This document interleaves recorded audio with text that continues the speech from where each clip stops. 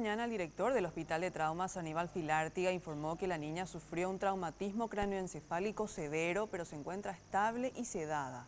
Dijo que aún no se puede determinar qué secuelas podría tener la pequeña. La pequeña Petrona Esther Armoa se encuentra actualmente internada en el Hospital de Traumas de la capital, tras sufrir un grave accidente automovilístico que la dejó tirada en una zanja a cielo abierto. Al menos por el momento, los signos vitales de la niña de 6 años se encuentran estables. Esta nenita está con un traumatismo cráneoencefálico con fractura, hundimiento del frontal, parietal y incluso el occipital, el hueso occipital, temporal y occipital en parte.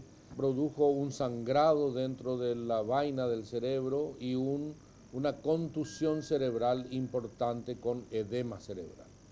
Ella está en este momento con presiones normales, tiene un edema cerebral importante, está sedada, está en respirador,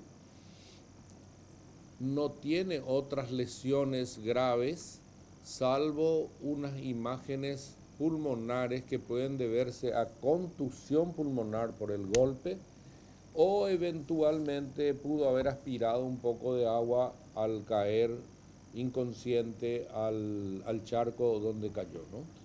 Explicó que aún es muy difícil determinar qué secuelas a nivel físico y mental quedarán en la pequeña. Porque ahora hay que preservar la vida, oxigenar bien ese cerebro, etcétera, etcétera, etcétera. Una vez que pase el periodo crítico, se la empieza a destetar, quiere decir desconectar un rato el respirador y ver si soporta.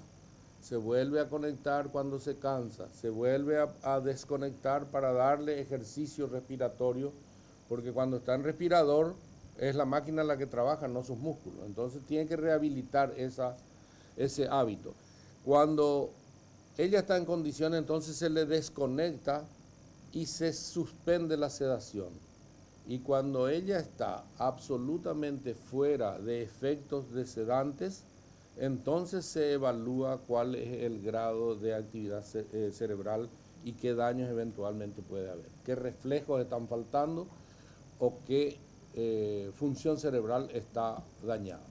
Aníbal Filártiga mencionó que todos los gastos están siendo absorbidos por el hospital.